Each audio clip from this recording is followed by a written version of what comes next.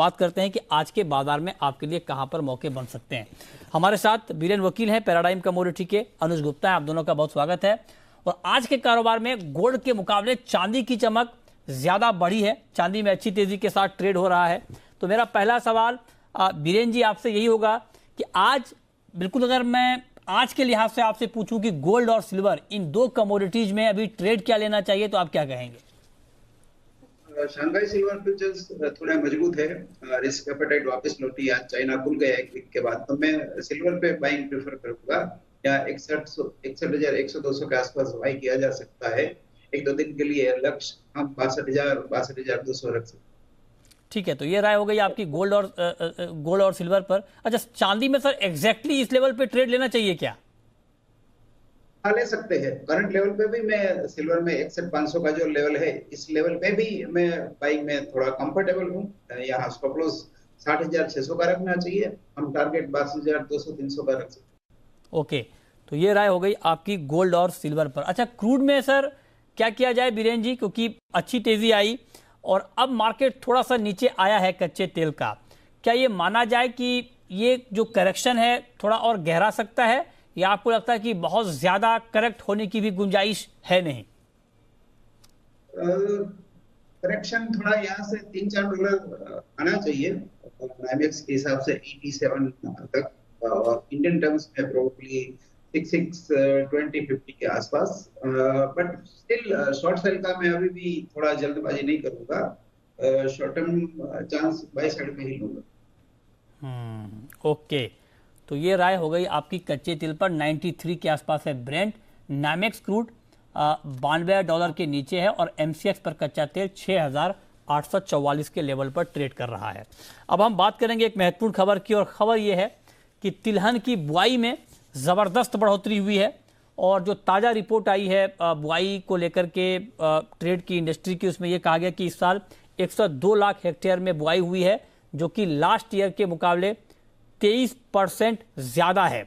और इसमें भी सरसों की बुआई सबसे ज़्यादा हुई है, क्योंकि आपको याद होगा कि सरसों के दाम कितने बढ़ गए थे, 8,500 के ऊपर दाम चले गए थे। तो उसका इम्पैक्ट ये हुआ कि इस बार किसानों ने जमकर सरसों की खेती की है, जिससे बुआई का आंकड़ा 1 लाख हेक्टेयर के पार चला गया है।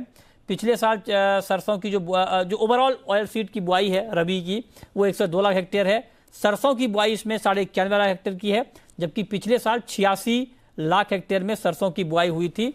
तो कुल मिलाकर बुआई के जो आंकड़े हैं वो बेहद दिलचस्प हैं, बहुत ज़्यादा हैं।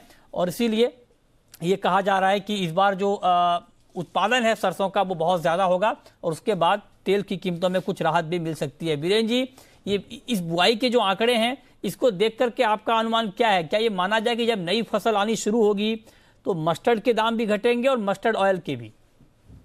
दोनों घटेंगे। फसल मेरे हिसाब से बहुत ही बढ़िया है। अभी जो बारिश हुई, काफी ऑयल कंटेंट भी काफी अच्छे है। और फर्स्ट टाइम मैं आपको ये भी बताऊंगा कि सोयाबीन का खरीफ तो हम देखते हैं, बट इस साल रबी में भी गुजरात में सोयाबीन की बुआई हुई है कुछ कुछ जगह पे। अब सोयाबीन के भी हम आने वाले सालों में दो क्रॉप देखेंगे, खरीफ भी और रबी भी।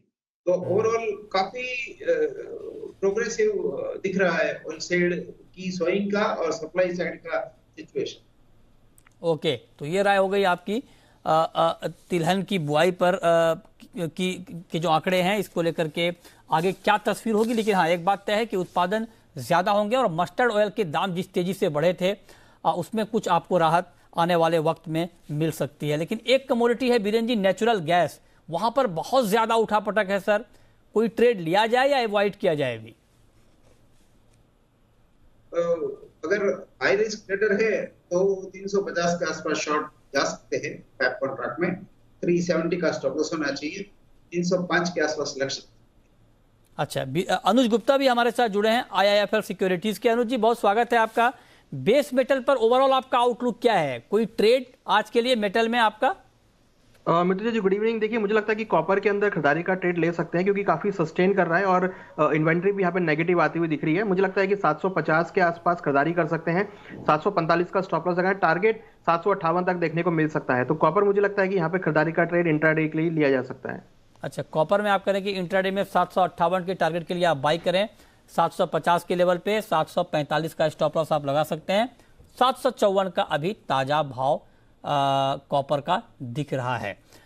अच्छा बीरेन जी, निकल के दाम बहुत बढ़े हैं और फंडामेंटली भी ये काउंटर बड़ा स्ट्रांग बताया जा रहा है, क्या भी होगा आपका निकल पे? निकल में इंडोनेशिया में से थोड़ा सप्लाई डिसरप्शन है, उसने निकल पिक पे ड्यूटी प्रपोज की है और रिसेंटली करीबन 2000 माइनिंग परमिट कैंसिल कर दी। साथ ही साथ इलेक्ट्रिकल व्हीकल के लिए भी इसकी काफी डिमांड है। तो निकल, कोबाल्ट, लिथियम तीनों मेटल बैटरी मटेरियल से इसमें बहुत बढ़िया तेजी है। बट अब शायद थोड़ा रुकावट आ सकती है तेजी में। यूक्रेन मामला अगर हल होगा तो इसमें थोड़ा करेक्शन आना चाहिए 40-50 रुपए का करंट भाव से। ठीक है, ओके, तो ये आप कह रहे हैं कि इसमें थोड़ा सा करेक्शन आना चाहिए। अच्छा कॉटन पर अनुज जी आपका व्यू? मित्र जी देखिए, कॉटन अगर देखें तो हायर लेवल पे थोड़ा सा रेजिस्टेंस यहाँ पे फेस करता हुआ दिख रहा है। मुझे लगता है कि एक सेलिंग प्रेशर यहाँ पर आ सकता है। एक्सपेक्टेड है कि नीचे भाव एक बार 37,000 को ब्रेक करके 36,800 36,500 तक का लेवल दिखा सकते हैं। करंट रेट पर खरीदारी के लिए रिस्क रिवॉर्ड ठीक नहीं है। मुझे लगता है कि थोड़ा वेट एंड वॉच करें। भावों में भी 400 से 500 रुपए की गिरावट यहाँ पर देखने को मिल सकती है। इंटरनेशनल मार्केट में भी भाव नीचे आए हैं, तो खरीदारी के लिए मुझे लगता है कि अभी रुकना चाहिए। ओके ठीक है, तो आप कह रहे हैं कि बाइंग के लिए अभी रुकना चाहिए। बहुत शुक्रिया अनुज जी आपका, और बीरेन जी आपका भी जुड़ने के लिए, बताने के लिए कहां पर कमाई के मौके बनेंगे।